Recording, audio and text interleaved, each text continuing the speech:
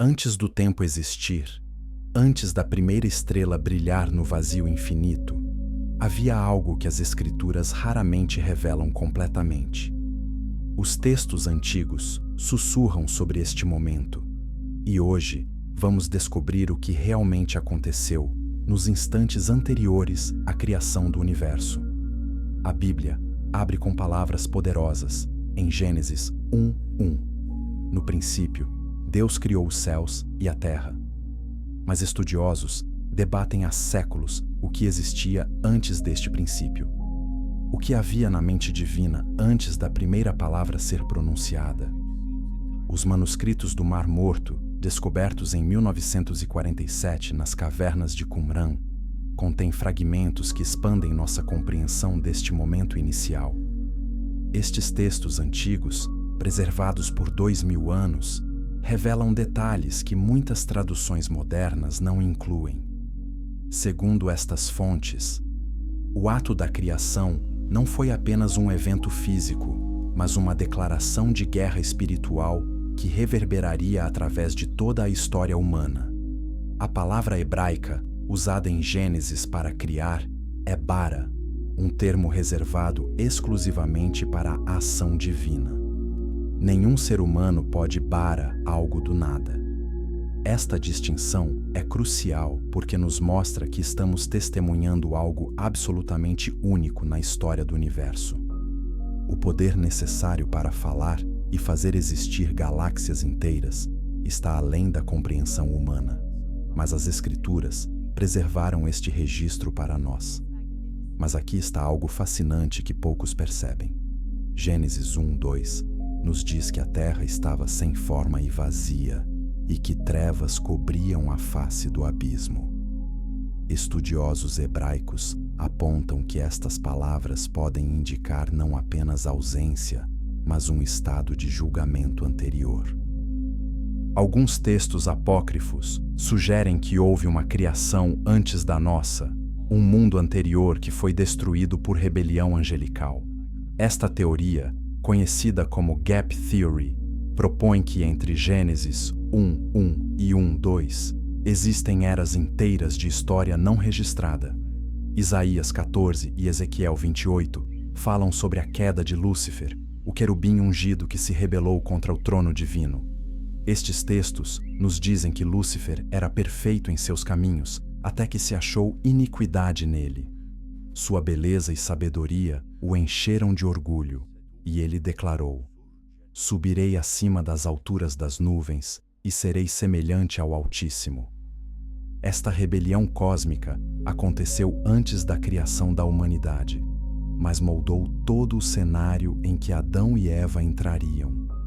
Jesus mesmo confirma isso em Lucas 10:18, quando diz aos seus discípulos: "Eu vi a Satanás caindo do céu como um relâmpago." Esta queda não foi apenas metafórica, mas um evento real que precedeu a criação do homem. 1/3 dos anjos seguiram Lúcifer em sua rebelião, segundo Apocalipse 12:4, e estes seres caídos se tornariam os adversários da humanidade através de toda a história bíblica. Então, quando Deus disse "haja luz", em Gênesis 1:3, não estava apenas criando fótons e ondas eletromagnéticas. Estava declarando que sua luz venceria as trevas espirituais que haviam se estabelecido através da rebelião angelical. A luz foi a primeira vitória numa guerra que continuaria através dos séculos. Cada palavra criadora de Deus era um golpe contra o caos e a desordem que a rebelião havia trazido. O livro de Enoque, um texto antigo citado na carta de Judas no Novo Testamento, expande nossa compreensão destes eventos. Enoque, o sétimo desde Adão, foi levado por Deus e andou com ele, segundo Gênesis 5:24. Durante sua jornada celestial, Enoque recebeu revelações sobre os segredos da criação, os ciclos do Sol e da Lua, e os julgamentos futuros. Embora este livro não esteja na maioria das Bíblias modernas, era considerado escritura pela Igreja primitiva e pelos judeus etíopes. Agora, Você está pronto para descobrir o que aconteceu nos 6 dias seguintes?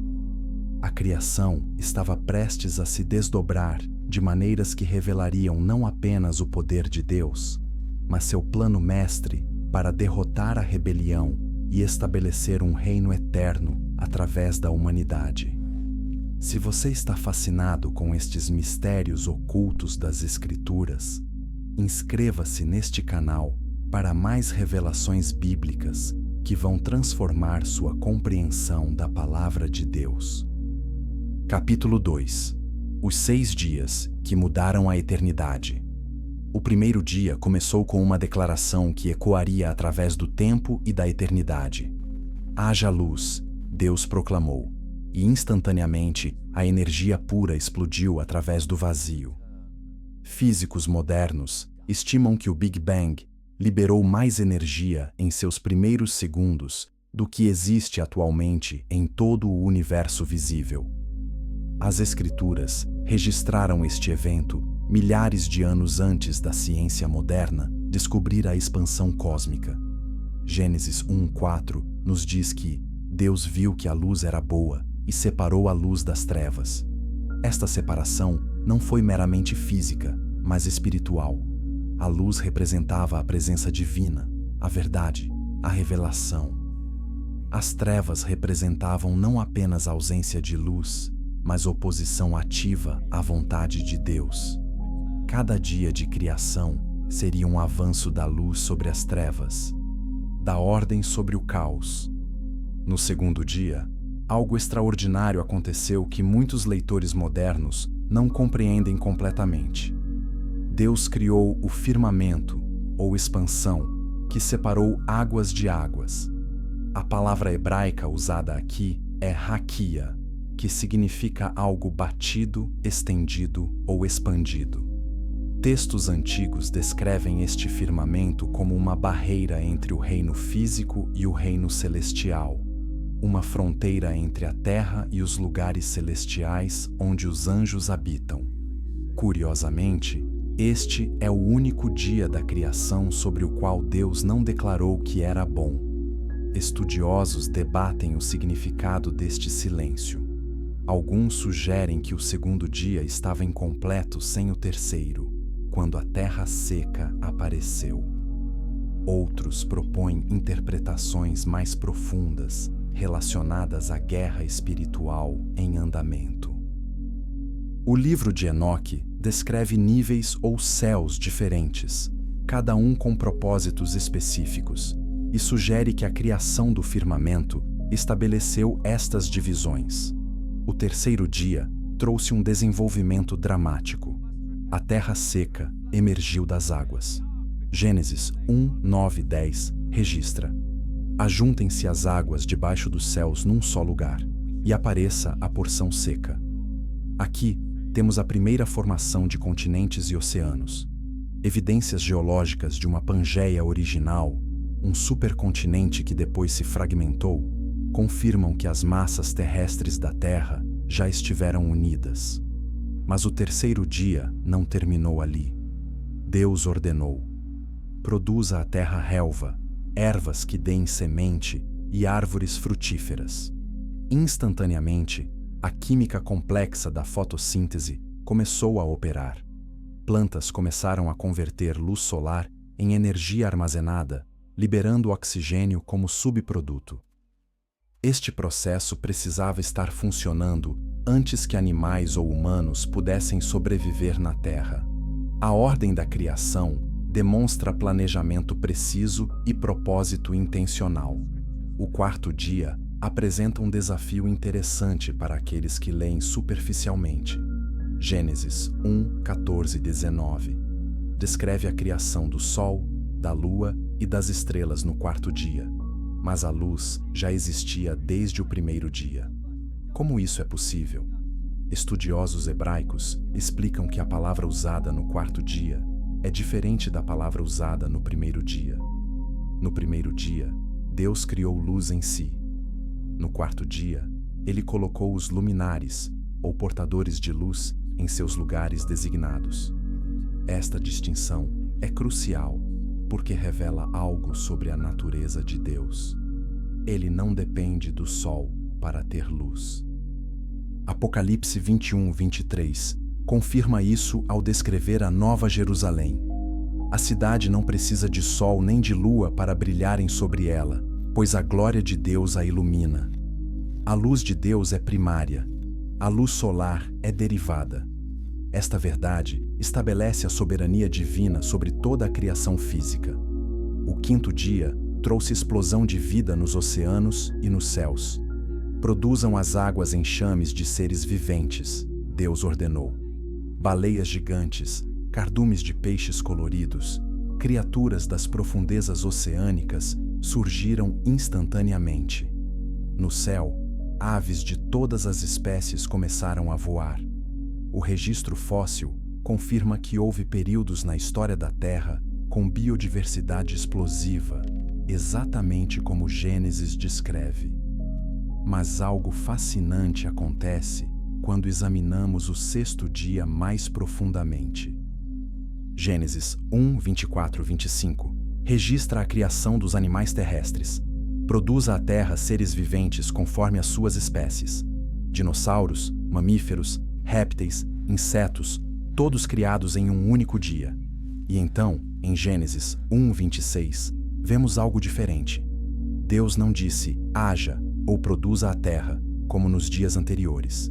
Em vez disso, ele disse, façamos o homem à nossa imagem, conforme a nossa semelhança.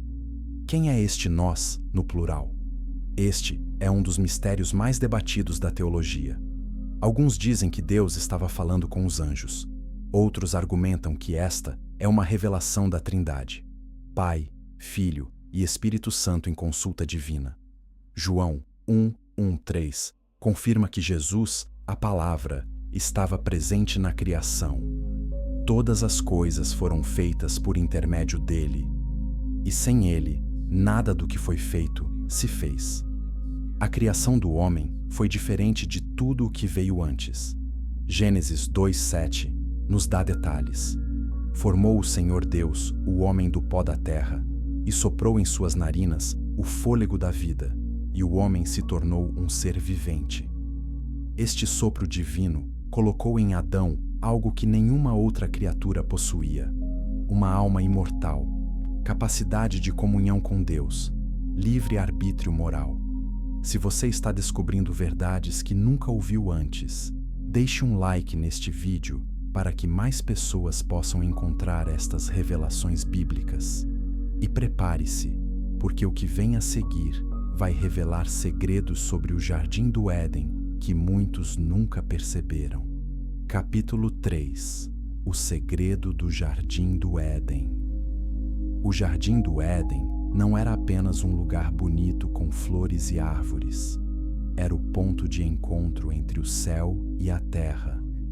Um portal onde o físico e o espiritual se encontravam sem barreiras. Gênesis 2:8 nos diz que plantou o Senhor Deus um jardim no Éden, da banda do Oriente, e pôs nele o homem que havia formado. A localização geográfica do Éden tem intrigado exploradores e estudiosos por milênios. Gênesis 2:10-14 fornece pistas geográficas específicas. Saía um rio do Éden para regar o jardim, e dali se dividia, repartindo-se em 4 braços. Os rios são nomeados Pison, Gion, Tigre e Eufrates. Os 2 últimos ainda existem hoje no Oriente Médio, fluindo através do Iraque moderno. Mas onde estavam os primeiros 2 rios? Imagens de satélite revelaram leitos de rios secos na Arábia Saudita, que podem corresponder a estas descrições antigas. Alguns estudiosos propõem que o dilúvio de Noé alterou dramaticamente a geografia da Terra, tornando impossível localizar o Éden original com precisão. Outros sugerem que o Éden não era apenas um local físico, mas uma dimensão onde o reino celestial se sobrepunha ao terrestre. O livro de Enoque descreve o Éden como estando nos confins da terra, sugerindo que era parcialmente terrestre e parcialmente celestial. Dentro deste jardim maravilhoso, Deus colocou Adão com um propósito específico. Gênesis 2:15 registra: Tomou, pois, o Senhor Deus o homem e o colocou no jardim do Éden para o cultivar e o guardar. A palavra hebraica para guardar é chamar, que significa proteger, vigiar, manter guarda contra ameaças. Contra o que Adão precisava proteger o jardim? Esta pergunta revela algo crucial. Já havia uma ameaça presente. A serpente já estava no jardim quando Adão e Eva foram colocados ali. Gênesis 3:1 a descreve como o mais astuto de todos os animais selvagens, mas Apocalipse 12:9 e 22 identificam esta serpente claramente. A antiga serpente, que se chama Diabo e Satanás, o sedutor de todo o mundo. Lúcifer, o anjo caído, havia assumido a forma de uma serpente para executar seu plano de destruir a criação mais preciosa de Deus. Agora, há algo extremamente importante que a maioria das pessoas não percebe sobre o jardim. Havia duas árvores especiais no centro: a árvore da vida e a árvore do conhecimento do bem e do mal. Gênesis 2:9 as descreve. Do solo fez o Senhor Deus brotar toda sorte de árvores agradáveis à vista e boas para alimento, e também a árvore da vida no meio do jardim, e a árvore do conhecimento do bem e do mal. Deus deu apenas uma proibição a Adão: de toda a árvore do jardim comerás livremente, mas da árvore do conhecimento do bem e do mal não comerás, porque no dia em que dela comeres, certamente morrerás. Gênesis 2:16, 17. Esta não era uma regra arbitrária ou um teste cruel. Era a proteção divina. O conhecimento do bem e do mal, sem a maturidade espiritual para lidar com ele, seria destrutivo. Mas perceba algo fascinante. A árvore da vida não tinha restrições. Adão e Eva podiam comer dela livremente. Esta árvore concedia vida eterna física, mantendo seus corpos em estado perpétuo de juventude e saúde. Apocalipse 22:2 nos diz que esta mesma árvore reaparecerá na Nova Jerusalém. De ambos os lados do rio está a árvore da vida, que produz 12 frutos, dando o seu fruto de mês em mês. Antes de Eva ser criada, Deus trouxe todos os animais a Adão para nomeá-los. Gênesis 2:19 e 20 registra esta cena extraordinária. Adão demonstrou inteligência e criatividade superiores ao dar nomes apropriados a cada criatura. Mas durante este processo, Adão percebeu algo. Não havia uma companheira adequada para ele. Cada animal tinha seu par, mas o homem estava sozinho. Então, Deus executou a primeira cirurgia da história. Gênesis 2:21-22 descreve: Então, o Senhor Deus fez cair pesado sono sobre o homem, e este adormeceu. Tomou uma das suas costelas e fechou o lugar com carne. E a costela que o Senhor Deus tomara ao homem, transformou-a numa mulher e lhe a trouxe.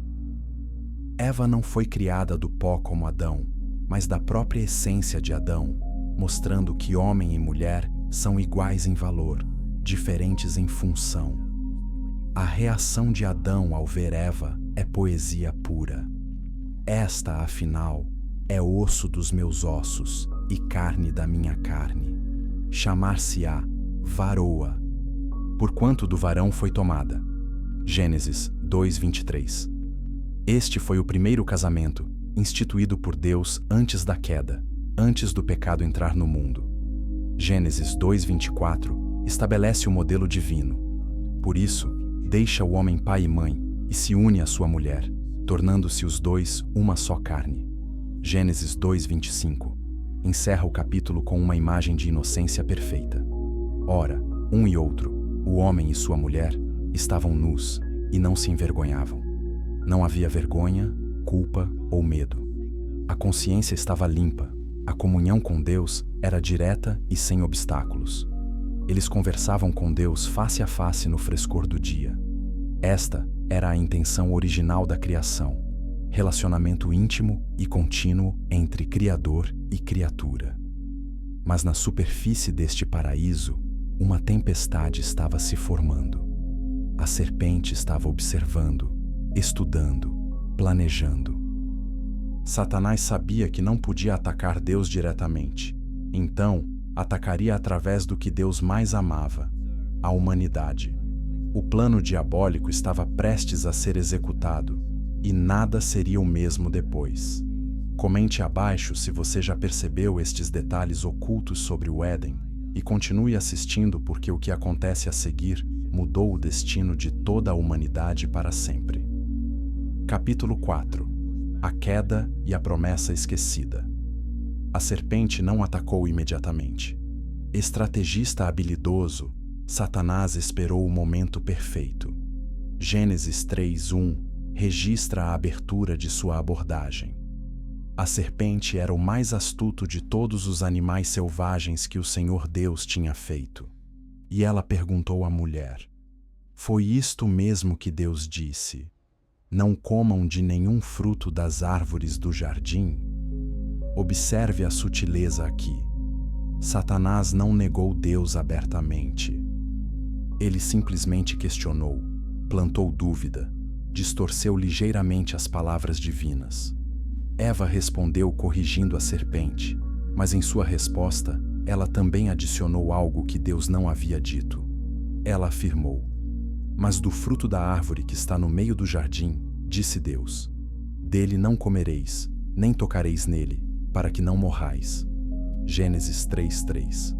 Deus nunca disse, "Nem tocareis nele." Eva estava adicionando a palavra de Deus, e este é sempre um território perigoso. Quando começamos a modificar o que Deus disse, abrimos portas para mais decepção. A resposta da serpente foi uma mentira direta. "É certo que não morrereis, porque Deus sabe que no dia em que dele comerdes, se vos abrirão os olhos, e como Deus, sereis conhecedores do bem e do mal."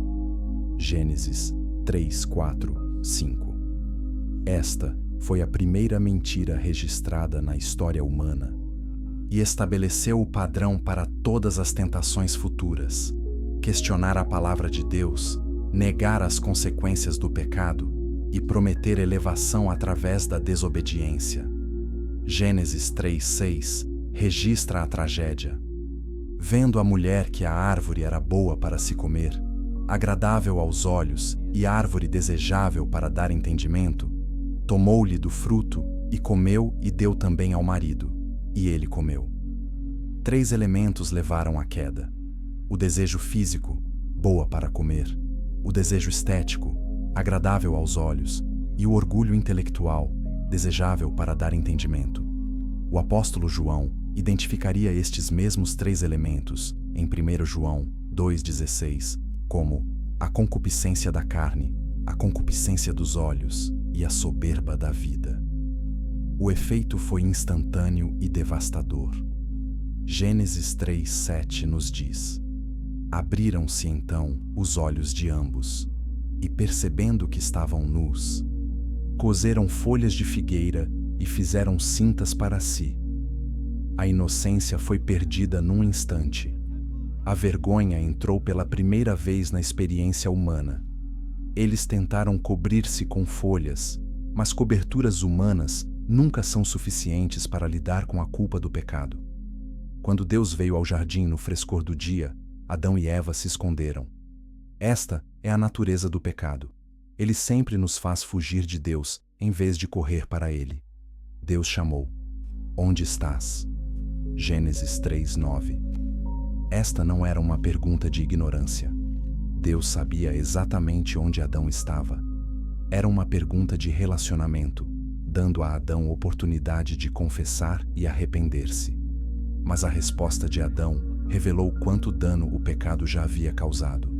"Ouvi a tua voz no jardim, e porque estava nu, tive medo e me escondi." Gênesis 3:10. Medo de Deus, algo que nunca existira antes, agora dominava o coração humano. E quando confrontado, Adão não assumiu responsabilidade. Em vez disso, ele culpou Eva e, indiretamente, o próprio Deus. "A mulher que me deste por esposa, Ela me deu da árvore, e eu comi. Gênesis 3:12. Eva, por sua vez, culpou a serpente. A serpente me enganou, e eu comi. Gênesis 3:13. O pecado havia introduzido não apenas culpa, mas também a recusa de aceitar responsabilidade pessoal. Este padrão continua até hoje em cada ser humano nascido depois de Adão e Eva. Então, Deus pronunciou julgamentos, começando com a serpente. Gênesis 3, 14 e 15 contém uma das profecias mais importantes de toda a Bíblia. Porque fizeste isso, maldita és entre todos os animais domésticos, e o és entre todos os animais selvagens. Rastejarás sobre o teu ventre, e comerás pó todos os dias da tua vida. Porei inimizade entre ti e a mulher, entre a tua descendência e o seu descendente. Este te ferirá a cabeça, e tu lhe ferirás o calcanhar. Esta promessa é chamada de proto-evangelho, ou o primeiro evangelho. No meio do julgamento, Deus plantou esperança. Um descendente da mulher um dia esmagaria a cabeça da serpente. Esta é uma profecia direta sobre Jesus Cristo, que nasceria de uma virgem e derrotaria Satanás na cruz. Romanos 16:20 confirma. E o Deus de paz, em breve, esmagará debaixo dos vossos pés a Satanás. A Eva, Deus disse: multiplicarei sobremodo os sofrimentos da tua gravidez. Em meio de dores, darás à luz filhos. Gênesis 3:16. A maternidade, que deveria ser pura alegria, agora viria misturada com dor. Mas até mesmo esta maldição contém misericórdia, porque através do parto viria o Salvador prometido. A Adão, Deus declarou: maldita é a terra por tua causa. Em fadigas obterás dela o sustento durante os dias de tua vida. Ela produzirá também cardos e abrolhos, e tu comerás a erva do campo.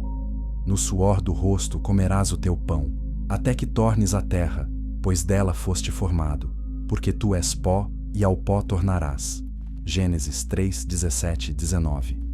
O trabalho, que deveria ser satisfação criativa, agora seria fadiga e frustração. E a morte física, que nunca fora parte do plano original, agora era inevitável. Mas observe a misericórdia de Deus, mesmo no julgamento. Gênesis 3:21 registra: fez o Senhor Deus vestimenta de peles para Adão e sua mulher, e os vestiu. Folhas de figueira não eram suficientes. Deus providenciou cobertura adequada, mas isso exigiu a morte de animais inocentes. Este foi o primeiro sacrifício de sangue, apontando para o sacrifício final de Jesus Cristo, o Cordeiro de Deus que tira o pecado do mundo. Finalmente, Gênesis 3, 22, 24 registra a expulsão do Éden. Então, disse o Senhor Deus: eis que o homem se tornou como um de nós, conhecedor do bem e do mal, assim que não estenda a mão, e tome também da árvore da vida, e coma, e viva eternamente. O Senhor Deus, por isso, o lançou fora do jardim do Éden, a fim de lavrar a terra de que fora tomado. E, expulso o homem, colocou querubins ao oriente do jardim do Éden, e o refulgir de uma espada que se revolvia, para guardar o caminho da árvore da vida. A expulsão do Éden não foi crueldade, mas misericórdia. Se Adão e Eva tivessem comido da árvore da vida em seu estado caído, teriam ficado eternamente presos em corpos mortais corrompidos pelo pecado. Deus estava protegendo-os de um destino pior que a morte física, e os querubins com a espada flamejante não estavam apenas mantendo a humanidade fora do Éden, estavam guardando o caminho de volta. Um dia, através de Cristo, o caminho seria reaberto. Compartilhe este vídeo com alguém que precisa entender o plano de redenção que começou no momento da queda. E prepare-se, porque a próxima história revela como o pecado se espalhou rapidamente através da primeira família. Capítulo 5. Caim, Abel e o primeiro homicídio. Fora do Éden, Adão e Eva começaram uma nova vida marcada por trabalho árduo e dor. Gênesis 4:1 registra: coabitou o homem com Eva, sua mulher. Esta concebeu e deu à luz a Caim. Então, disse: adquiri um varão com o auxílio do Senhor. O nome Caim significa adquirido ou possuído, e alguns estudiosos sugerem que Eva pensou que Caim poderia ser o descendente prometido que esmagaria a serpente. Ela estava errada. Gênesis 4:2 continua: depois, deu à luz a Abel, seu irmão. Abel foi pastor de ovelhas, e Caim, lavrador. 2 irmãos, 2 vocações diferentes, mas o que aconteceria entre eles mudaria o curso da história humana. O nome Abel significa vapor ou respiração, algo transitório. Profético, porque sua vida seria cortada prematuramente. Com o tempo, ambos os irmãos trouxeram ofertas ao Senhor.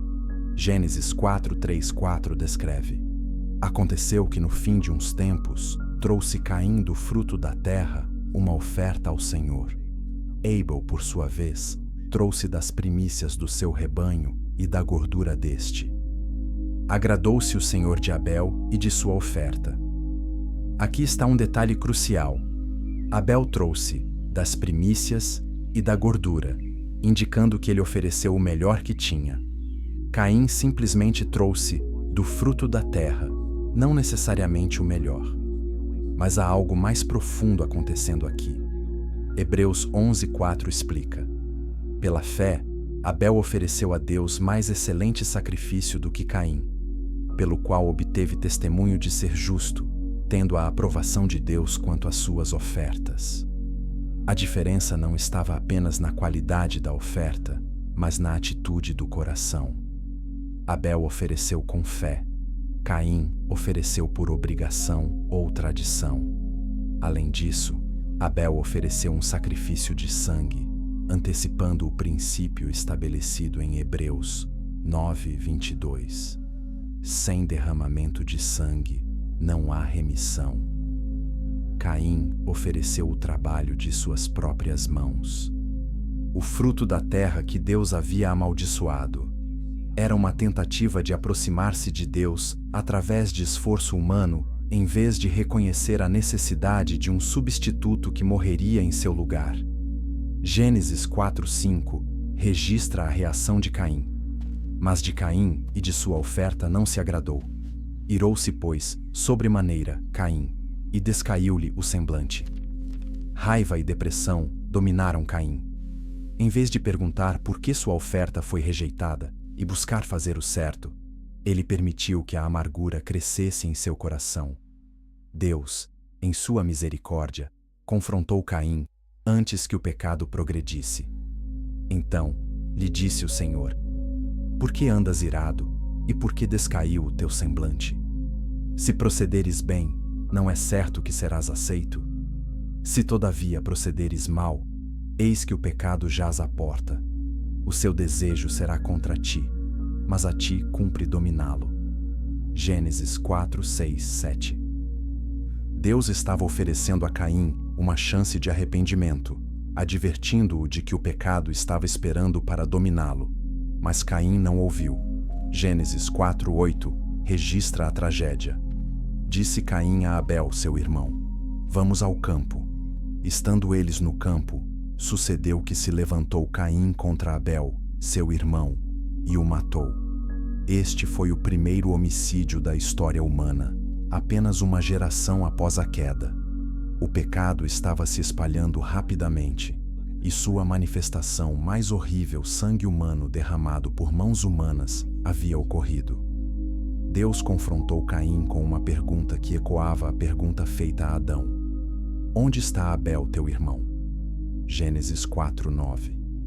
E a resposta de Caim revelou quão endurecido seu coração havia se tornado. Não sei. Acaso sou eu tutor de meu irmão? Esta foi a primeira mentira registrada pronunciada por um humano. Caim não apenas matou, mas mentiu descaradamente para Deus. A resposta de Deus foi penetrante: que fizeste? A voz do sangue de teu irmão clama da terra a mim. Gênesis 4:10. O sangue inocente derramado injustamente clama por justiça. Este princípio aparece repetidamente nas Escrituras. Hebreus 12:24 contrasta o sangue de Abel com o sangue de Jesus, dizendo que o sangue de Jesus fala coisas superiores ao que fala o próprio Abel. O julgamento sobre Caim foi severo. És agora, pois, maldito por sobre a terra, cuja boca se abriu para receber de tuas mãos o sangue de teu irmão. Quando lavrares o solo, não te dará ele a sua força, serás fugitivo e errante pela terra. Gênesis 4:11-12. A própria vocação de Caim como agricultor foi amaldiçoada. O solo que havia bebido o sangue de Abel se recusaria a produzir para Caim. A resposta de Caim foi reveladora. É tamanho o meu castigo, que já não posso suportá-lo. Eis que hoje me lanças da face da terra, e da tua presença hei de esconder-me. Serei fugitivo e errante pela terra. Quem comigo se encontrar, me matará. Gênesis 4:13-14. Caim não demonstrou arrependimento pelo assassinato, apenas preocupação com as consequências para si mesmo. Mas até mesmo no julgamento de Caim, a misericórdia de Deus apareceu. O Senhor, porém, lhe disse: portanto, qualquer que matar a Caim será vingado 7 vezes. E pôs o Senhor um sinal em Caim, para que o não ferisse de morte quem quer que o encontrasse. Gênesis 4:15. Deus protegeu a vida de Caim, estabelecendo um princípio de que a vingança pertence ao Senhor, não aos humanos. Gênesis 4:16 registra: retirou-se Caim da presença do Senhor e habitou na terra de Nod, ao oriente do Éden. A terra de Nod significa errante ou vagabundo. Caim construiu uma cidade ali e teve descendentes, mas sua linhagem seria marcada por violência crescente. Seu descendente Lameque se gabaria em Gênesis 4:23-24 de matar um homem por tê-lo ferido, declarando que se Caim seria vingado 7 vezes, ele seria vingado 77 vezes. Enquanto isso, Adão e Eva tiveram outro filho. Gênesis 4:25 registra: tornou Adão a coabitar com sua mulher, e ela deu à luz um filho, a quem pôs o nome de Sete, porque disse ela: Deus me concedeu outro descendente em lugar de Abel, que Caim matou. Sete significa colocado ou nomeado. Através da linhagem de Sete viria Noé, e eventualmente o Messias prometido. Gênesis 4:26 conclui o capítulo com uma nota de esperança. A Sete nasceu-lhe também um filho, ao qual pôs o nome de Enos. Daí se começou a invocar o nome do Senhor. Mesmo no meio da maldade crescente, havia um remanescente que buscava a Deus. Se estas revelações estão tocando seu coração, deixe um like e inscreva-se para mais estudos profundos da Palavra de Deus. E agora prepare-se, porque o próximo capítulo revela um dos mistérios mais controversos e fascinantes de toda a Bíblia: os Nefilins e os anjos caídos que se misturaram com a humanidade. Capítulo 6. Os Nefilins e os anjos caídos. Os séculos passaram após Caim e Abel, e a população humana cresceu rapidamente através das linhagens de Sete e Caim. Mas algo extraordinário e perturbador estava acontecendo que mudaria o curso da história humana e levaria ao julgamento mais catastrófico que o mundo já havia visto. Gênesis 6:1-2 registra: quando os homens começaram a multiplicar-se sobre a terra e lhes nasceram filhas, vendo os filhos de Deus que as filhas dos homens eram formosas, tomaram para si mulheres, as que, entre todas, mais lhes agradaram. Quem eram estes filhos de Deus que tomaram as filhas dos homens como esposas? Este é um dos debates mais intensos da teologia bíblica. Alguns argumentam que eram os descendentes justos de Sete se casando com os descendentes ímpios de Caim. Mas esta interpretação enfrenta problemas sérios quando lemos o versículo seguinte: Gênesis 6:4 declara: Ora, naquele tempo havia gigantes na terra, e também depois, quando os filhos de Deus possuíram as filhas dos homens, as quais lhes deram filhos. Estes foram valentes, varões de renome. Na antiguidade, a palavra hebraica traduzida como gigantes é Nefilim, que significa os caídos, ou aqueles que caem sobre outros. Estes não eram humanos normais, eram híbridos, resultado da união entre seres sobrenaturais e mulheres humanas. O livro de Enoque, citado no Novo Testamento pela carta de Judas, fornece detalhes extensos sobre estes eventos. Enoque registra que 200 anjos, chamados vigilantes, desceram ao Monte Hermon e fizeram um pacto de se rebelar contra Deus ao tomar esposas humanas. Seus líderes incluíam Semiasa, Azazel, Armaros e outros cujos nomes são preservados em textos antigos. Enoque 7:1-2 descreve: E todas as outras junto com elas tomaram para si esposas, e cada um escolheu para si uma, e começaram a entrar com elas e a contaminar-se com elas. E elas conceberam e deram à luz grandes gigantes. O texto continua descrevendo como estes nefilins consumiam todos os recursos da terra, oprimiam a humanidade e, finalmente, começaram a devorar-se uns aos outros e até mesmo aos humanos. Mas os anjos caídos não apenas produziram descendência híbrida. Enoque 8:1-3 registra que eles ensinaram à humanidade conhecimentos proibidos. Azazel ensinou aos homens a fazer espadas, facas, escudos e couraças. Ele lhes mostrou os metais e a arte de trabalhá-los, braceletes, ornamentos, o uso de antimônio, o embelezamento das pálpebras, todas as pedras preciosas e tintas. Semiasa ensinou encantamentos e corte de raízes. Armaros ensinou a quebra de encantamentos. Baraquel ensinou astrologia. Cocabel ensinou os sinais. Tamiel ensinou astronomia. Asradel ensinou as fases da lua. Este conhecimento corrompeu a humanidade rapidamente.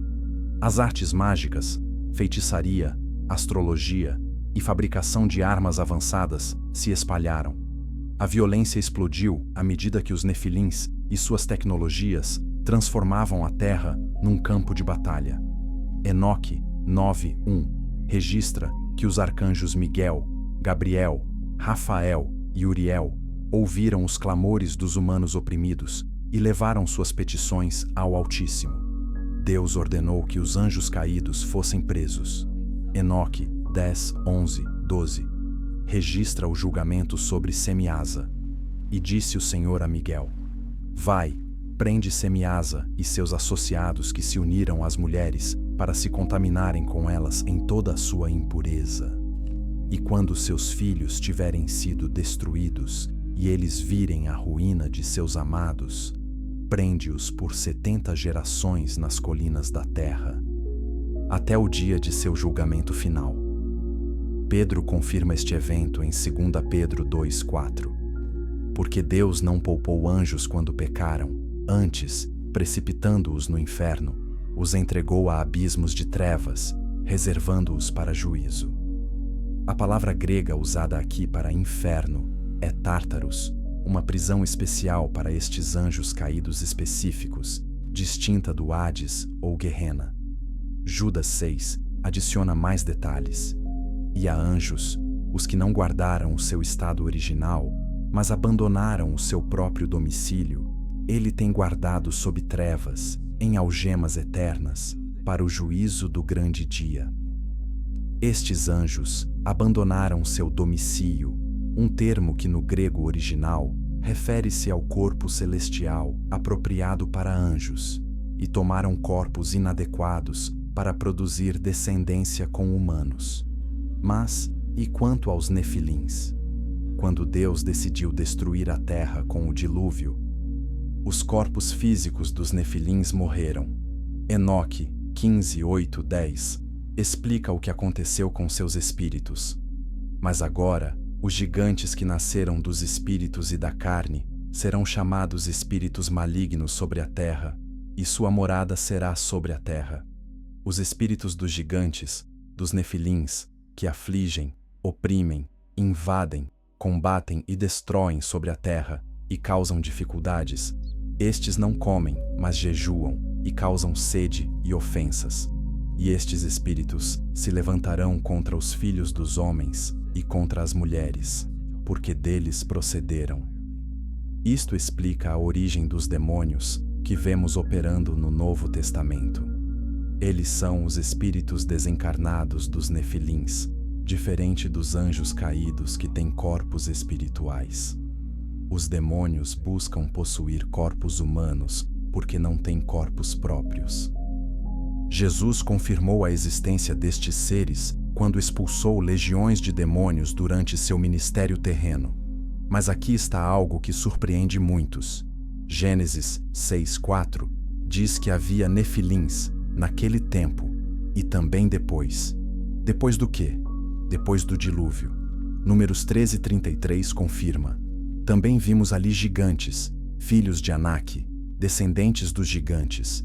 Éramos, aos nossos próprios olhos, como gafanhotos, e assim também lhes parecíamos. Os espias israelitas viram nefilins na terra de Canaã séculos após o dilúvio. Como isso é possível se o dilúvio matou todos, exceto Noé e sua família? Estudiosos propõem várias teorias. Alguns sugerem que a genética nefilim foi preservada através de uma das esposas dos filhos de Noé. Outros propõem que houve uma segunda incursão menor de anjos caídos após o dilúvio.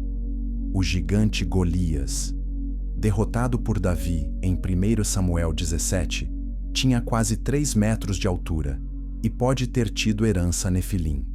O propósito satânico por trás desta corrupção genética era claro. Se Satanás pudesse contaminar a linhagem humana completamente, o descendente prometido da mulher que esmagaria sua cabeça nunca poderia nascer. A estratégia era destruir a humanidade através da corrupção genética. Mas Deus preservou um remanescente através de Noé. Gênesis 6:9 é crucial. São estas as gerações de Noé. Noé era homem justo e íntegro entre os seus contemporâneos. Noé andava com Deus. A palavra hebraica traduzida como íntegro é tamim, que significa sem mancha, completo, ou geneticamente puro. Noé e sua família eram geneticamente não corrompidos pela mistura nefilim. Por isso, Deus os escolheu para preservar a raça humana. Comente abaixo se você já conhecia a história completa dos nefilins e continue assistindo, porque agora vamos descobrir como Deus usou Noé para salvar a humanidade e recomeçar a civilização através do evento mais catastrófico da história, o dilúvio global. Capítulo 7. Noé e os segredos da arca. Enquanto a terra mergulhava no caos e violência por causa dos nefilins e da maldade humana desenfreada, Deus observava com tristeza crescente. Gênesis 6, 5-6 registra um dos versículos mais sombrios da Bíblia. Viu o Senhor que a maldade do homem se havia multiplicado na terra e que era continuamente mau todo o desígnio do seu coração. Então, se arrependeu o Senhor de ter feito o homem na terra, e isso lhe pesou no coração.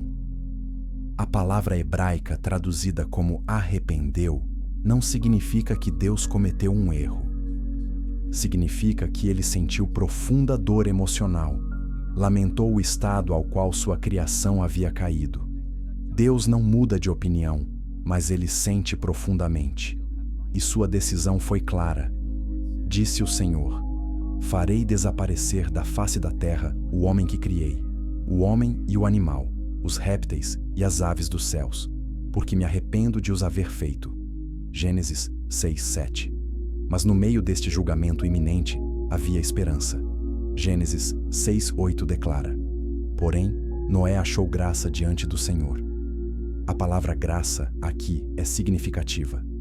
Noé não era perfeito, mas ele era justo em comparação com sua geração, e Deus, em sua misericórdia, escolheu preservá-lo e, através dele, preservar a humanidade e o reino animal. Deus deu a Noé instruções precisas para construir uma arca. Gênesis 6, 14 e 16 registra as especificações. Faze uma arca de madeira de gofer. Tu a farás com compartimentos e a revestirás de betume por dentro e por fora. Deste modo a farás: de 300 côvados o comprimento, de 50 a largura e de 30 a altura. Farás ao redor uma abertura de um côvado na arca. A porta da arca porás no seu lado. Farás na arca 3 andares, um embaixo, um segundo e um terceiro. Convertendo para medidas modernas, a arca teria aproximadamente 137 metros de comprimento, 23 metros de largura e 14 metros de altura. Com 3 andares, o volume total seria de cerca de 43 mil metros cúbicos, equivalente a 569 vagões de trem. Engenheiros modernos analisaram o design e concluíram que estas proporções, 30.5.3, são ideais para a estabilidade numa embarcação grande, capazes de suportar ondas enormes sem virar. Mas quanto tempo levou para construir a arca? Gênesis 5:32 nos diz que Noé tinha 500 anos quando gerou Sem, Cã e Jafé. Gênesis 7:6 nos diz que Noé tinha 600 anos quando o dilúvio começou. Então, a construção levou aproximadamente 100 anos. Durante todo este tempo, 2 Pedro 2:5 nos diz que Noé era pregador da justiça, advertindo sua geração do julgamento vindouro. Jesus mencionou esta geração em Mateus 24:37 e 39. Pois assim como foi nos dias de Noé, também será a vinda do Filho do Homem.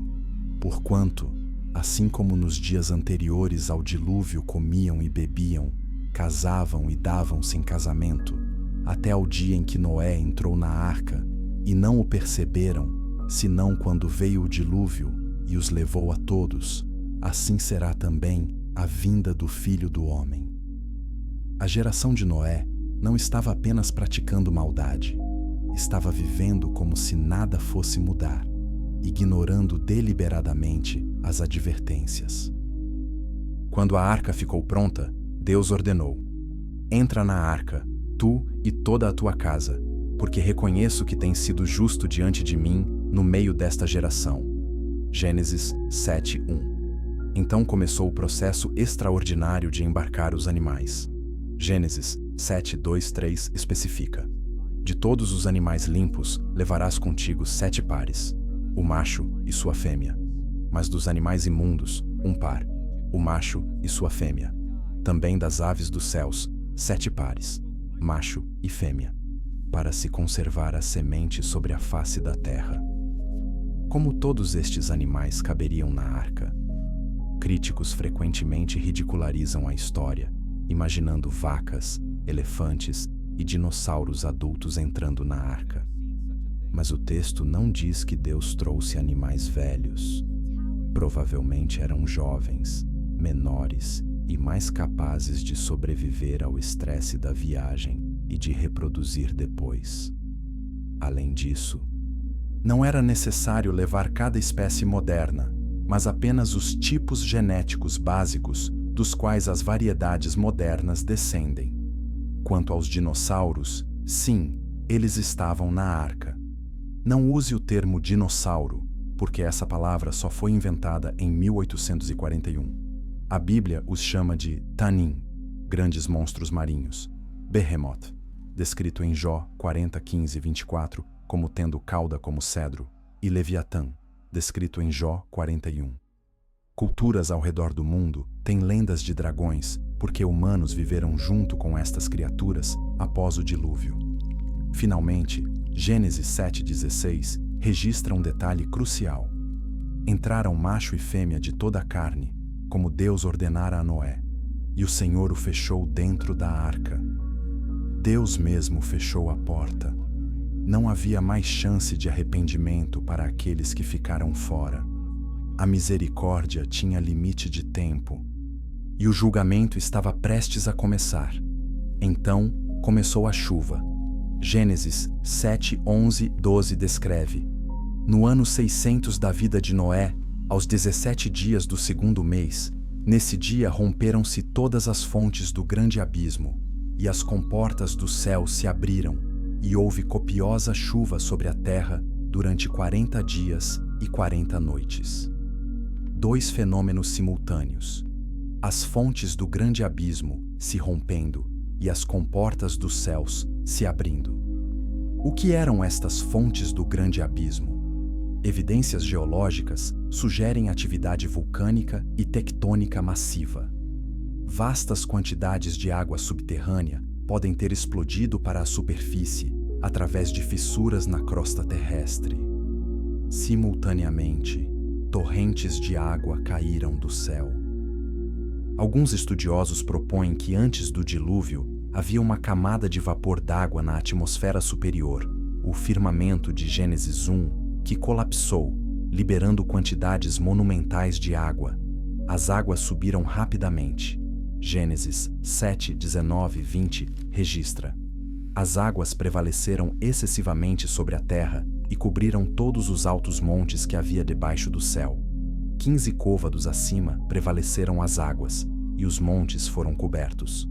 Um côvado é cerca de 46 centímetros. Então, as águas subiram pelo menos 7 metros acima dos picos mais altos. Isto significa um dilúvio verdadeiramente global, não apenas uma inundação local. Compartilhe este vídeo para que mais pessoas descubram as evidências do dilúvio de Noé. E prepare-se, porque o próximo capítulo revela o que aconteceu durante e após o evento mais catastrófico da história humana. Capítulo 8. O dilúvio e o recomeço. Durante 150 dias, a arca flutuou sobre águas que cobriam toda a terra. Gênesis 7:23 resume a devastação. Assim, foi exterminado todo ser vivente que havia sobre a face da terra. Foram exterminados o homem, o animal rasteiro, as aves dos céus. Todos foram exterminados da terra. Ficou somente Noé e os que com ele estavam na arca. Toda a civilização antediluviana, com suas cidades, tecnologias e monumentos, foi varrida e enterrada sob sedimentos, que eventualmente se tornariam as camadas geológicas que vemos hoje. Evidências do dilúvio global estão por toda parte. Bilhões de fósseis marinhos foram encontrados no topo das montanhas mais altas, incluindo no Monte Everest. Camadas sedimentares contendo fósseis se estendem por continentes inteiros. Algo que requer deposição catastrófica e rápida, não processos lentos ao longo de milhões de anos. Fósseis de dinossauros, mamutes congelados com comida ainda não digerida em seus estômagos, e cemitérios fósseis contendo milhares de animais misturados juntos, tudo aponta para uma catástrofe aquática massiva. Culturas ao redor do mundo preservam memórias do dilúvio. Mais de 200 civilizações diferentes têm lendas de um grande dilúvio que destruiu a humanidade, com um homem justo e sua família sendo salvos num barco. Os detalhes variam, mas os elementos centrais são surpreendentemente consistentes. Julgamento divino por causa da maldade, um sobrevivente advertido com antecedência, uma embarcação grande, animais salvos e um novo começo após as águas baixarem. Dentro da arca, Noé e sua família cuidavam dos animais. Como era possível alimentar e limpar depois de tantos animais? Alguns estudiosos propõem que Deus pode ter colocado muitos dos animais num estado de hibernação, reduzindo drasticamente suas necessidades de comida e água. Gênesis 8:1 nos diz: Lembrou-se Deus de Noé e de todos os animais selváticos e de todos os animais domésticos que estavam com ele na arca. A palavra lembrou não significa que Deus havia esquecido, mas que ele agiu em misericórdia para eles. Gênesis 8:2-3 registra o início do fim. Cerraram-se as fontes do abismo e também as comportas dos céus, e a copiosa chuva do céu se deteve. As águas foram minguando continuamente de sobre a terra. Ao cabo de 150 dias, minguaram.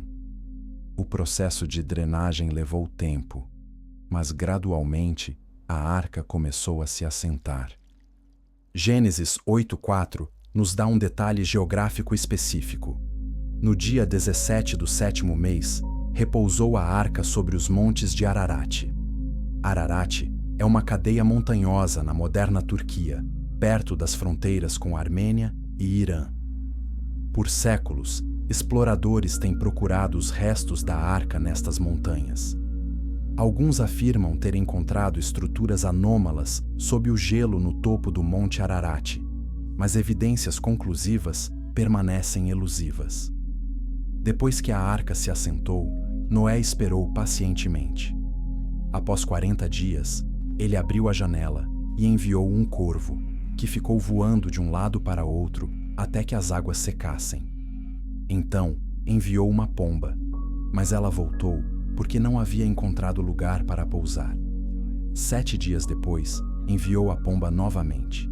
Gênesis 8:11 registra.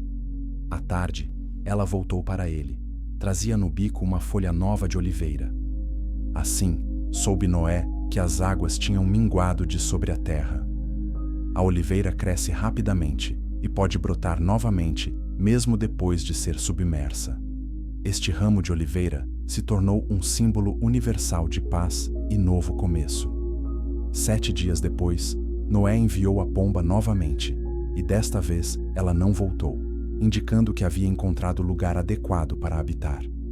Finalmente, após mais de 1 ano dentro da arca, Deus falou: "Sai da arca tu, e juntamente contigo, tua mulher, teus filhos e as mulheres de teus filhos. Todos os animais que estão contigo, de toda a carne, tanto de aves como de gado e de répteis que rastejam sobre a terra, traze-os para fora contigo, para que se reproduzam na terra, sejam fecundos e nela se multipliquem." Gênesis 8, 16, 17. A primeira coisa que Noé fez ao sair foi construir um altar e oferecer sacrifícios ao Senhor. Gênesis 8, 21 registra a resposta de Deus. E o Senhor aspirou o suave cheiro e disse consigo mesmo: "Não tornarei a amaldiçoar a terra por causa do homem, porque é mau o desígnio íntimo do homem desde a sua mocidade, nem tornarei a ferir todo vivente como fiz." Deus prometeu nunca mais destruir toda a terra com água, apesar de saber que o coração humano permaneceria inclinado ao mal. Então, Deus estabeleceu uma aliança com Noé e toda a criação. Gênesis 9, 11, 13 registra: "Estabeleço a minha aliança convosco. Não será mais destruída toda a carne pelas águas do dilúvio, nem haverá mais dilúvio para destruir a terra. Disse Deus: Este é o sinal da aliança que faço entre mim e vós, e entre todos os seres viventes que estão convosco, para perpétuas gerações. Porei nas nuvens o meu arco. Será por sinal da aliança entre mim e a terra." O arco-íris não era necessariamente um fenômeno novo, mas Deus o designou como sinal de sua promessa. Cada vez que vemos um arco-íris, devemos lembrar da fidelidade de Deus e sua misericórdia. Ele poderia ter destruído a humanidade completamente, mas escolheu preservar um remanescente e dar à raça humana outra chance. Deus também deu novos mandamentos a Noé. Gênesis 9, 3, 4 declara: "Tudo o que se move e vive, ser-vos-á para mantimento. Como vos dei a erva verde, tudo vos dou agora. Carne, porém, com sua vida, isto é, com seu sangue, não comereis." Antes do dilúvio, parece que a humanidade era vegetariana.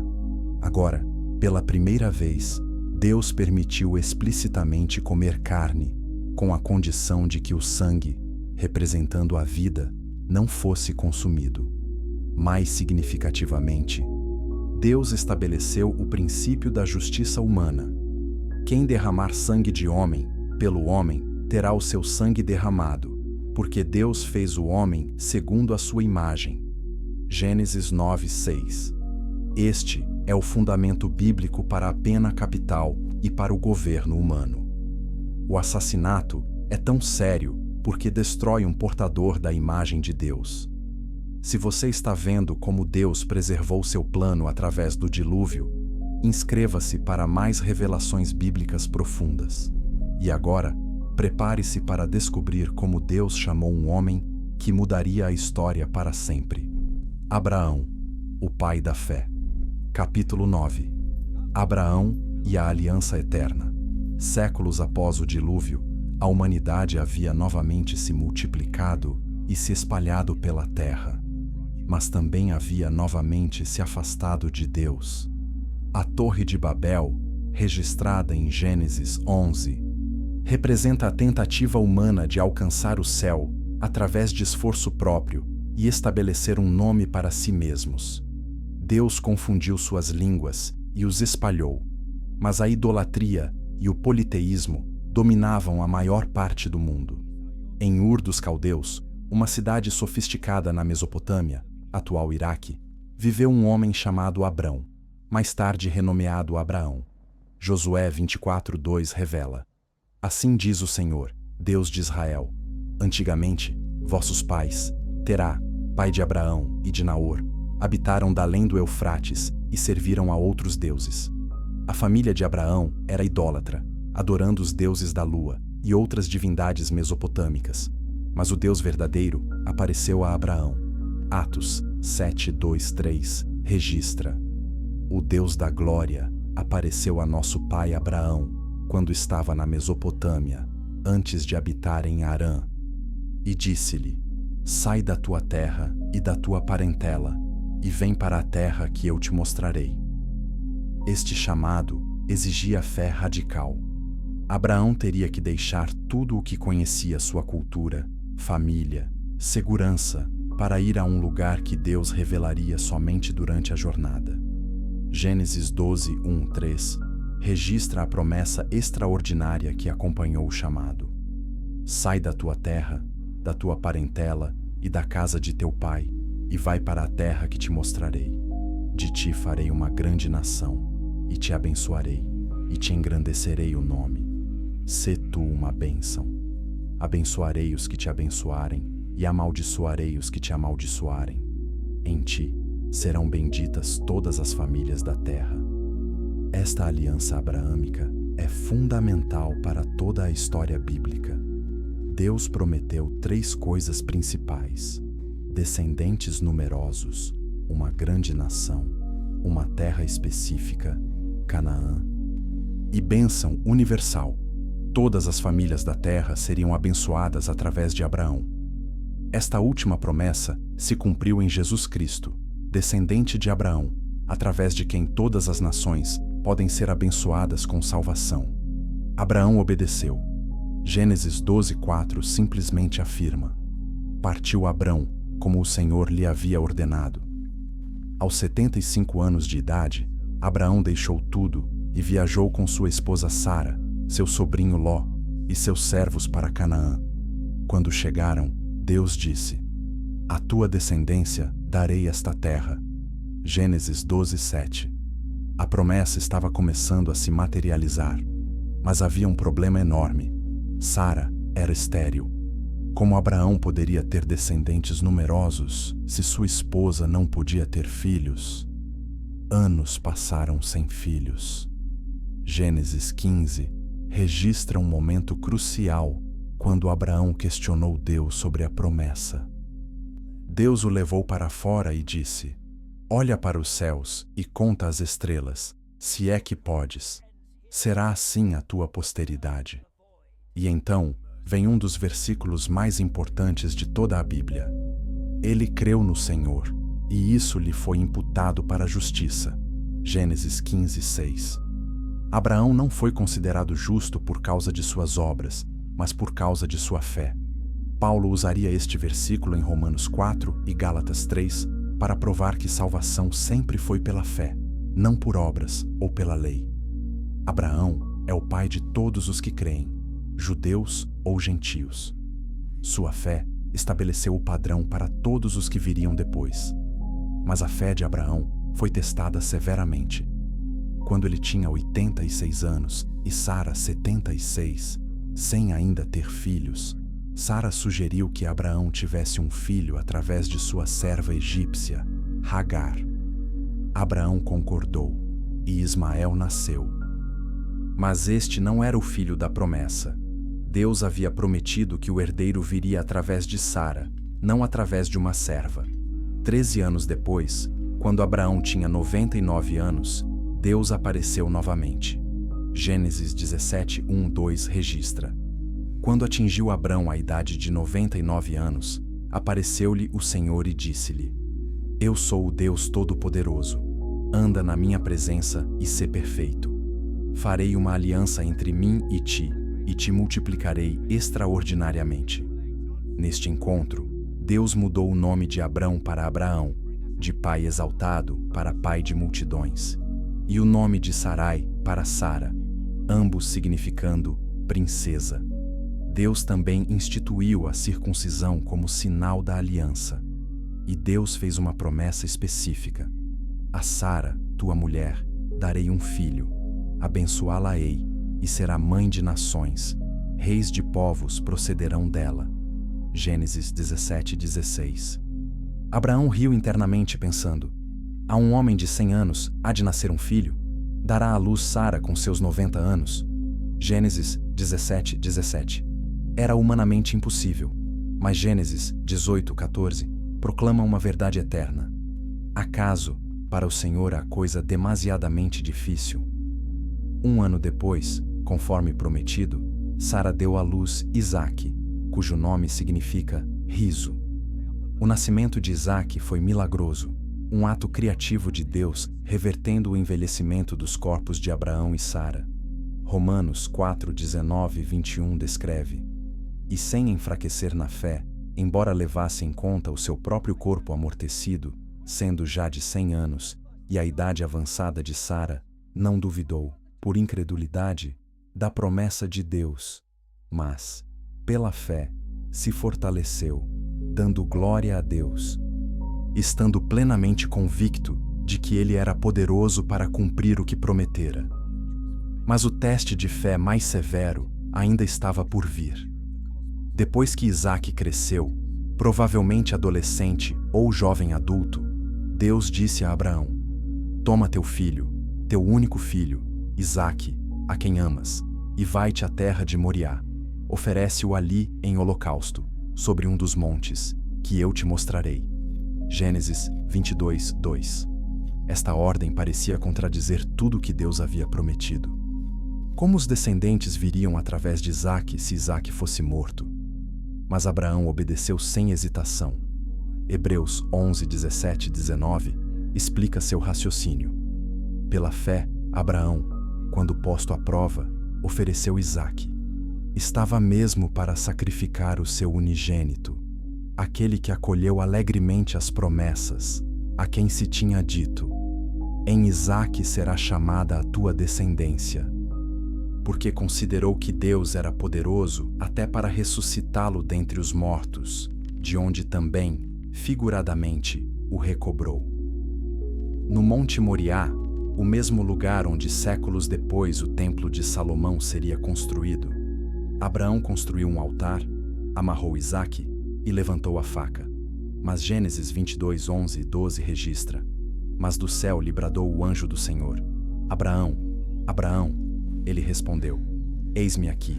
Então lhe disse: não estendas a mão sobre o rapaz e nada lhe faças, pois agora sei que temes a Deus, porquanto não me negaste o filho, o teu único filho. Abraão olhou e viu um carneiro preso pelos chifres num arbusto. Ofereceu o carneiro em lugar de Isaque. Este evento é uma das imagens mais poderosas de Cristo em todo o Antigo Testamento. Assim como Deus providenciou um substituto para Isaque, Ele providenciou Jesus como substituto para a humanidade pecadora. Deixe um like se você está vendo como toda a história bíblica aponta para Jesus. E prepare-se porque a história continua através dos descendentes de Abraão de maneiras surpreendentes e dramáticas. Capítulo 10. Jacó, Israel e a luta com Deus. Isaque cresceu e se casou com Rebeca, uma mulher da família de Abraão. Como Sara, Rebeca inicialmente era estéril, mas Isaque orou e Deus abriu seu ventre. Rebeca concebeu gêmeos, mas sua gravidez foi difícil. Gênesis 25, 22, 23 registra: os filhos lutavam no ventre dela.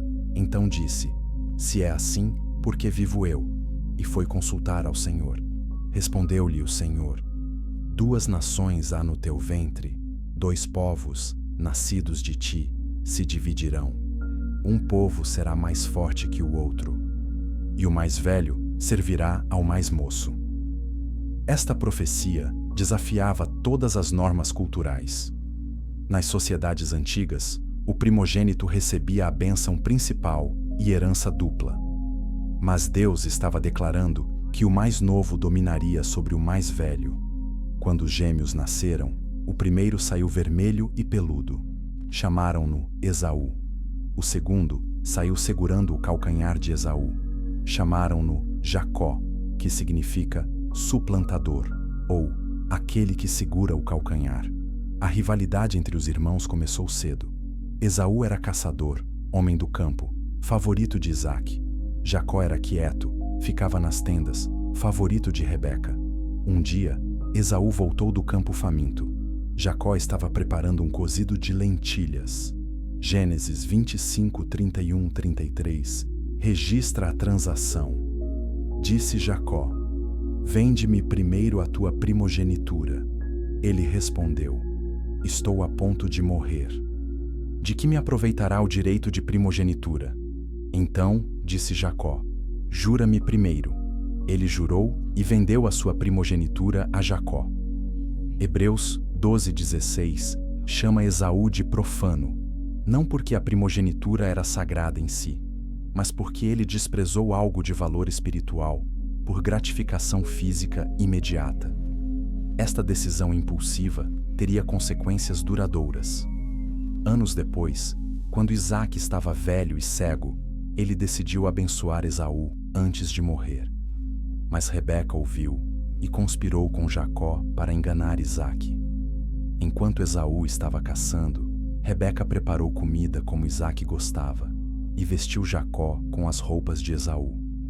Ela cobriu as mãos e pescoço de Jacó com peles de cabrito para imitar a pilosidade de Esaú. Jacó se aproximou de seu pai e mentiu abertamente: sou Esaú, teu primogênito. Fiz o que me ordenaste. Levanta-te agora. Assenta-te e come da minha caça, para que me abençoes. Gênesis 27:19. Isaque, desconfiado, tocou Jacó e disse: a voz é de Jacó, porém as mãos são de Esaú. Gênesis 27:22. Apesar da suspeita, Isaque abençoou Jacó, concedendo-lhe a bênção do primogênito.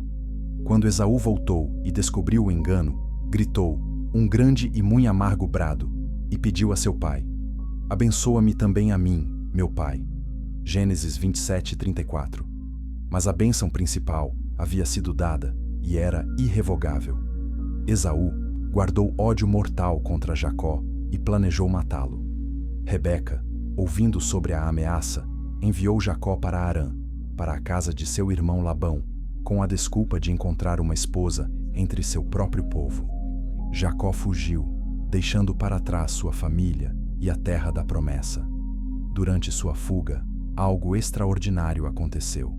Jacó parou para dormir, usando uma pedra como travesseiro. Gênesis 28, 12, 13 registra seu sonho.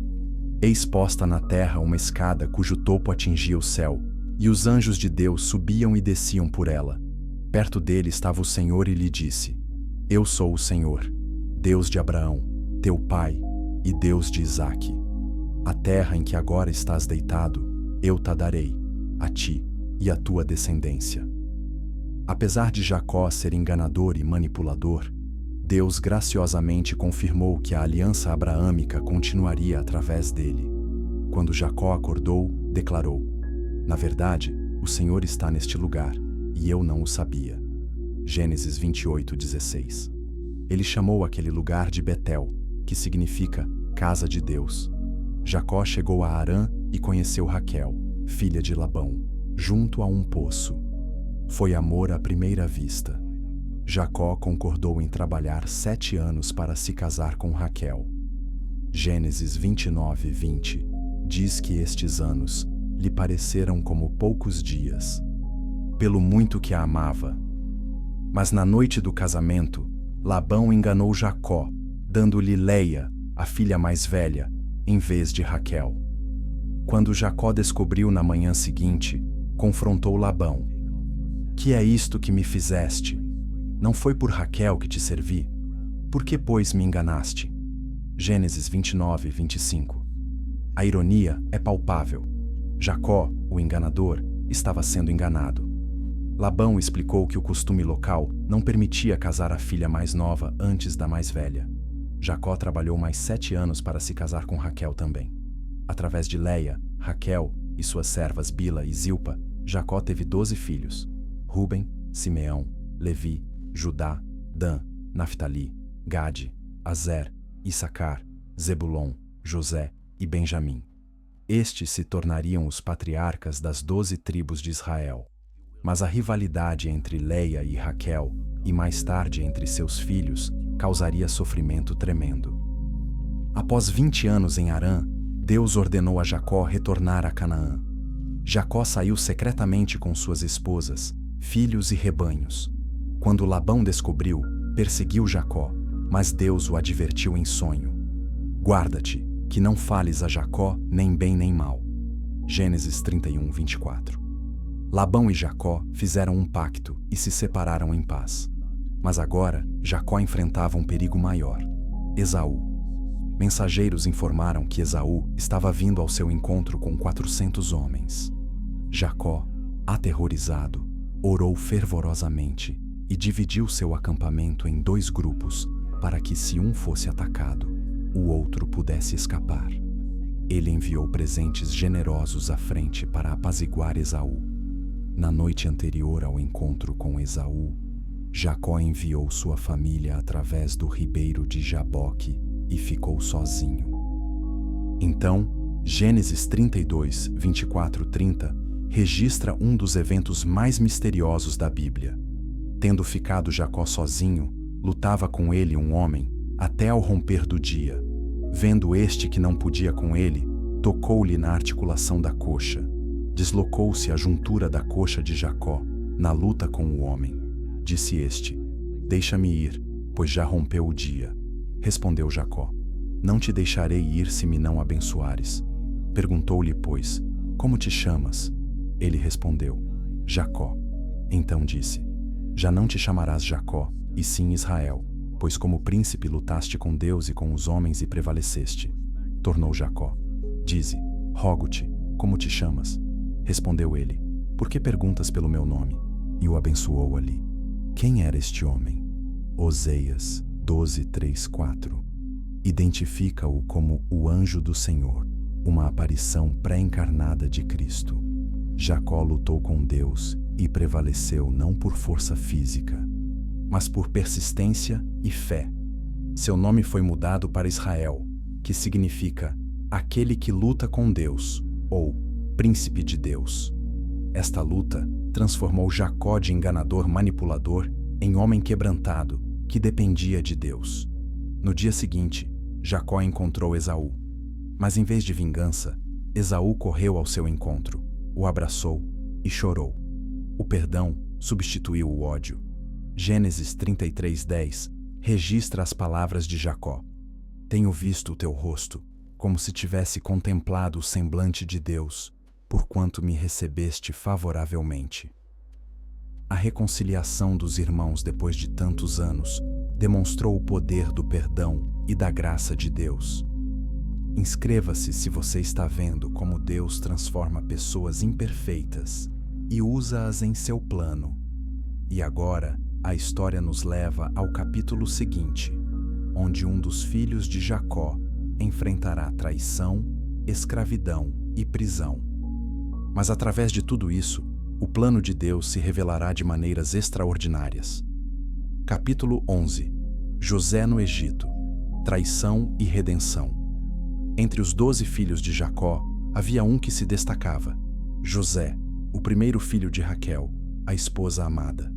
Jacó amava José mais do que todos os seus outros filhos, e lhe deu uma túnica de várias cores, um presente especial que simbolizava favor. Gênesis 37:4 registra o resultado. Vendo, pois, seus irmãos que o pai o amava mais que a todos eles, odiavam-no e já não lhe podiam falar pacificamente. O favoritismo de Jacó estava semeando as sementes do desastre. Mas o que tornou a situação pior foram os sonhos que José teve. Aos 17 anos, José sonhou que os molhos de trigo de seus irmãos se curvavam diante de seu molho. Depois, sonhou que o sol, a lua e 11 estrelas se curvavam diante dele. Quando contou estes sonhos, até Jacó o repreendeu. Que sonho é esse que tiveste? Porventura viremos, eu, tua mãe e teus irmãos, prostrar-nos em terra diante de ti? Gênesis 37:10. Os irmãos de José, já ciumentos, agora o odiavam ainda mais. Eles viam José como arrogante e presunçoso. Um dia, quando José foi verificar como seus irmãos estavam cuidando dos rebanhos, eles conspiraram para matá-lo. Eis lá vem o tal sonhador. Vinde, pois, agora, matemo-lo e lancemo-lo numa cisterna.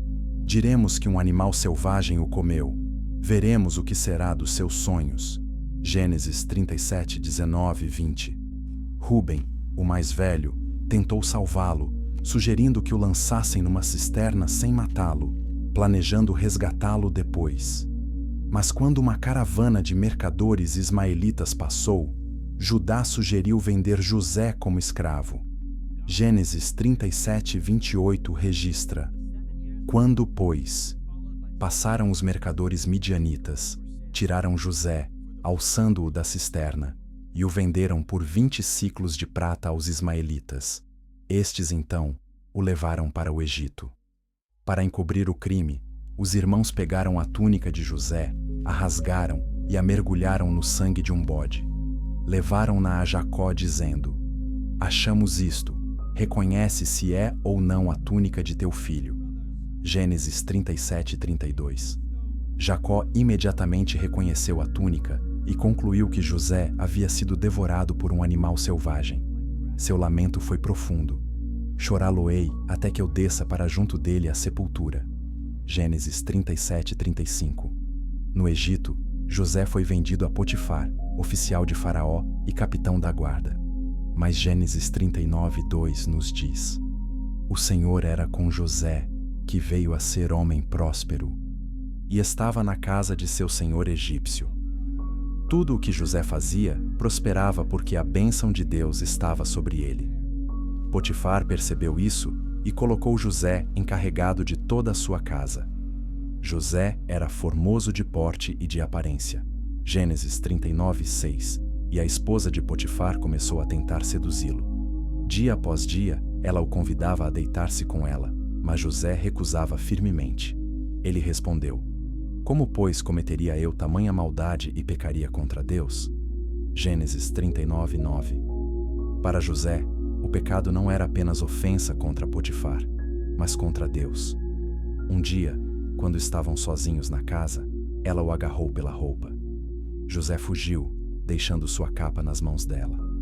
Furiosa por ter sido rejeitada, ela usou a capa como evidência falsa, acusando José de tentar violentá-la. Potifar, acreditando em sua esposa, lançou José na prisão. José tinha feito a coisa certa, mas estava pagando o preço da integridade. Ele havia sido traído por seus irmãos e agora era falsamente acusado. Parecia que servir a Deus só trazia sofrimento. Mas Gênesis 39:21 declara: O Senhor, porém, era com José e lhe foi benigno, e lhe deu mercê perante o carcereiro mor. Mesmo na prisão, José prosperou. O carcereiro colocou José encarregado de todos os prisioneiros. Entre eles estavam o copeiro mor e o padeiro mor de Faraó, que haviam ofendido seu senhor. Ambos tiveram sonhos na mesma noite e ficaram perturbados. José lhes perguntou: porventura, não pertencem a Deus as interpretações? Gênesis 48. Ele interpretou ambos os sonhos. O copeiro seria restaurado à sua posição em 3 dias, mas o padeiro seria executado. Tudo aconteceu exatamente como José havia dito. O copeiro foi restaurado e o padeiro foi enforcado. José pediu ao copeiro: lembra-te de mim quando tudo te correr bem. Usa, pois, de bondade para comigo. Faze menção de mim a Faraó e tira-me desta casa. Gênesis 40, 14. Mas Gênesis 40, 23 registra tristemente: o copeiro mor, entretanto, não se lembrou de José. Antes, se esqueceu dele. 2 anos inteiros se passaram. José permaneceu esquecido na prisão.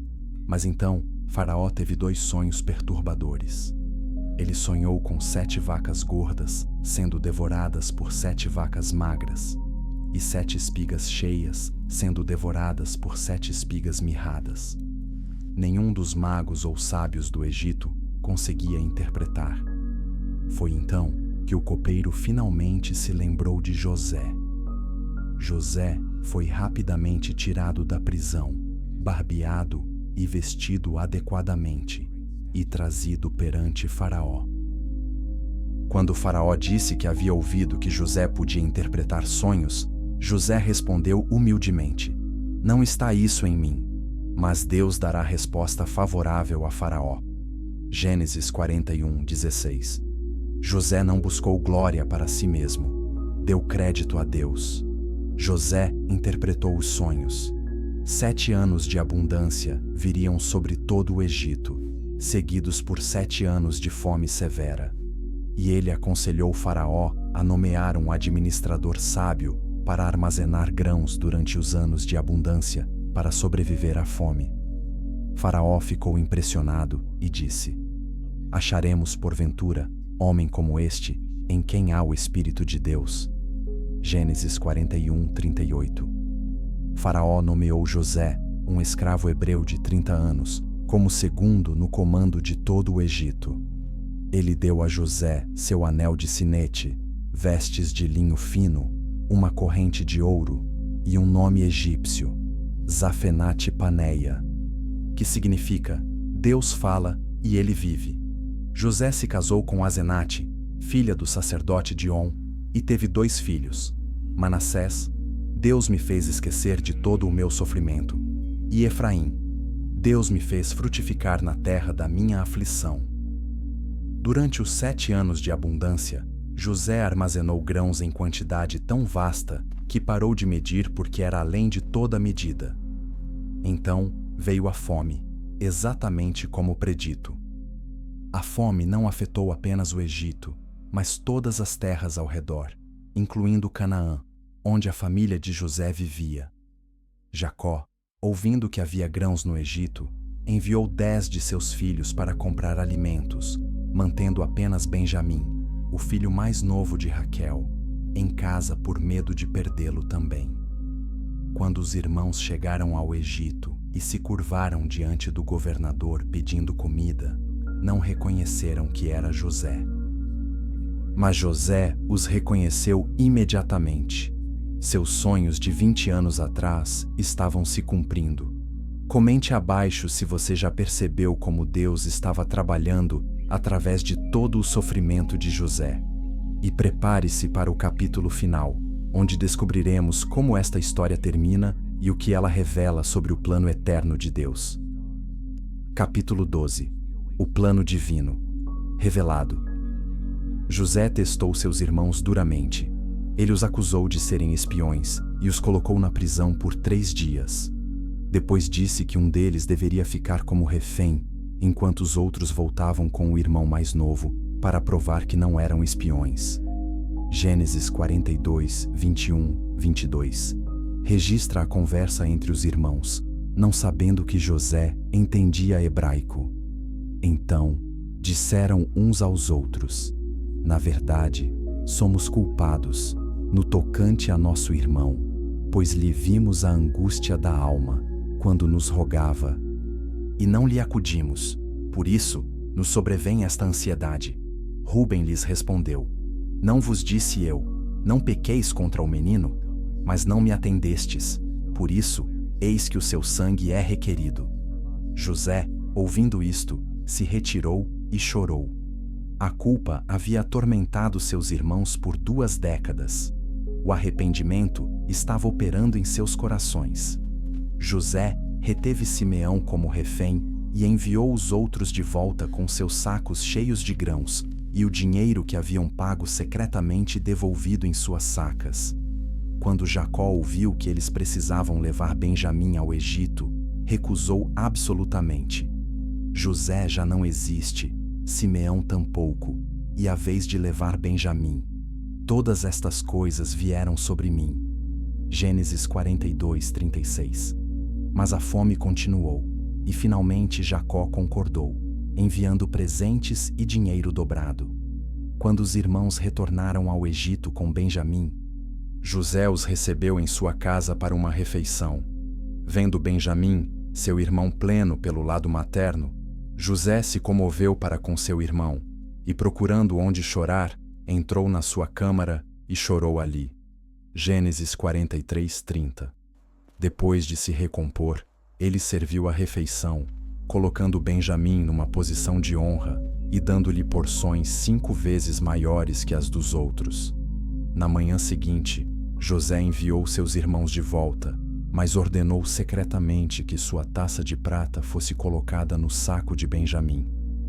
Depois que saíram, José enviou seu mordomo para alcançá-los e acusá-los de roubo. Os irmãos declararam confiantemente que se a taça fosse encontrada com qualquer deles, esse deveria morrer e os outros se tornariam escravos. Quando a taça foi encontrada no saco de Benjamim, eles rasgaram suas roupas em angústia e voltaram à cidade. Gênesis 44, 16 registra as palavras de Judá. Que diremos a meu senhor? Que falaremos? Ou como nos justificaremos? Achou Deus a iniquidade de teus servos? Eis que somos servos de meu senhor, tanto nós, como aquele em cuja mão se achou a taça. José respondeu que apenas Benjamim seria escravizado. Os outros poderiam ir em paz. Foi então que Judá se aproximou e fez um discurso extraordinário. Ele explicou como seu pai amava Benjamim, como já havia perdido um filho de Raquel, e como morreria de tristeza se Benjamim não voltasse. Judá concluiu: Agora, pois, fique teu servo em lugar do rapaz, por escravo de meu senhor, e que o rapaz suba com seus irmãos. Porque, como subirei eu a meu pai, se o rapaz não for comigo? Gênesis 44, 33, 34. Este foi o momento decisivo. Judá, que anos antes havia sugerido vender José como escravo, agora estava oferecendo-se como escravo para salvar Benjamim. A transformação era completa. Os irmãos não eram mais os homens que haviam traído José. O arrependimento era genuíno. José não pôde mais se conter. Gênesis 45, 1, 3 descreve a revelação dramática. Então, José já não se podia conter diante de todos os que estavam com ele, e bradou: Fazei sair a todos da minha presença. E não ficou ninguém com ele, quando se deu a conhecer a seus irmãos. E levantou a voz em choro, de maneira que os egípcios o ouviam, e até a casa de Faraó. Disse José a seus irmãos: Eu sou José. Vive ainda meu pai? E seus irmãos não lhe puderam responder, porque estavam pasmados diante dele. O choque dos irmãos era total. O homem que tinham vendido como escravo era agora o segundo homem mais poderoso do mundo. Eles esperavam vingança. Mas as próximas palavras de José revelaram um dos princípios teológicos mais profundos de toda a Bíblia. Agora, pois, não vos entristeçais, nem vos irriteis contra vós mesmos por me haverdes vendido para aqui, porque para a conservação da vida, Deus me enviou adiante de vós. Assim, não fostes vós que me enviastes para cá, e sim Deus, que me pôs por pai de Faraó e senhor de toda a sua casa, e como governador em toda a terra do Egito. Gênesis 45, 5, 8. José entendia algo crucial. Deus havia usado até mesmo o pecado de seus irmãos para realizar seus propósitos de salvação. O que eles pretendiam para mal, Deus usou para bem. Romanos 8:28 ecoa esta verdade. Sabemos que todas as coisas cooperam para o bem daqueles que amam a Deus, daqueles que são chamados segundo o seu propósito. José enviou seus irmãos de volta para trazer Jacó e toda a família para o Egito. Quando Jacó ouviu que José estava vivo, desmaiou-lhe o coração, porque não os podia crer. Gênesis 45, 26. Mas quando viu os carros que José havia enviado, o espírito de Jacó reviveu. Basta, José, meu filho, ainda vive, eu irei e o verei antes que morra. Gênesis 45, 28. A família de Jacó, 70 pessoas ao todo, desceu ao Egito e se estabeleceu na terra de Gósen, a melhor parte do Egito. Quando José foi encontrar seu pai, Gênesis 46, 29 registra. Então, José aprontou o seu carro e subiu ao encontro de Israel, seu pai, a Gósen. Apresentou-se a ele, lançou-se-lhe ao pescoço e chorou assim longo tempo. Jacó disse: que eu morra agora, pois já vi o teu rosto e ainda vives. Gênesis 46, 30. Jacó viveu mais 17 anos no Egito. Antes de morrer, abençoou todos os seus 12 filhos e os 2 filhos de José, Efraim e Manassés. A bênção a Judá foi profética. O cetro não se arredará de Judá, nem o bastão de entre seus pés, até que venha Siló, e a ele obedecerão os povos. Gênesis 49, 10. Esta é uma profecia messiânica clara. Jesus Cristo viria da tribo de Judá. Depois que Jacó morreu, os irmãos de José temeram vingança. Porventura, nos tratará com ódio José, e nos retribuirá certamente todo o mal que lhe fizemos. Gênesis 50, 15. Mas José os tranquilizou. Não temais. Acaso estou eu em lugar de Deus? Vós, na verdade, intentastes o mal contra mim. Porém Deus o tornou em bem, para fazer como vedes agora, que se conserve muita gente em vida. Agora, pois, não temais. Eu vos sustentarei a vós outros e a vossos filhos. Assim, os consolou e lhes falou ao coração. Gênesis 50, 19, 21. Estas palavras resumem toda a história de José e revelam como Deus opera na história humana. Ele não causa o mal, mas soberanamente o transforma em bem. Ele usa até mesmo as escolhas pecaminosas dos humanos para realizar seus propósitos redentores. José viveu 110 anos. Antes de morrer, fez os filhos de Israel jurar: certamente, Deus vos visitará e fareis transportar os meus ossos daqui. Gênesis 50, 25. José sabia que o Egito não era o destino final de Israel. Deus havia prometido a Abraão, Isaque e Jacó a terra de Canaã. Séculos depois, quando Moisés conduziu Israel para fora do Egito, ele levou os ossos de José consigo, cumprindo o juramento. A história de José é mais do que um conto de traição e redenção. É uma imagem de Jesus Cristo. José foi odiado por seus irmãos sem causa, assim como Jesus. José foi vendido por 20 peças de prata, Jesus por 30. José foi falsamente acusado e sofreu injustamente. Jesus também. José foi exaltado à direita do governante mais poderoso do mundo. Jesus está à direita de Deus Pai. José salvou seu povo da fome física. Jesus salva seu povo da fome espiritual. Desde a criação até José, vemos um fio consistente. Deus está trabalhando através da história humana para realizar um plano de redenção.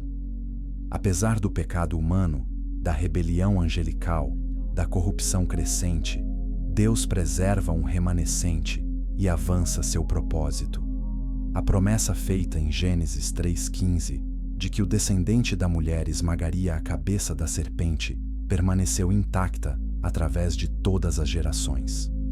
A linhagem messiânica foi preservada através de Sete, Noé, Sem, Abraão, Isaque, Jacó e Judá.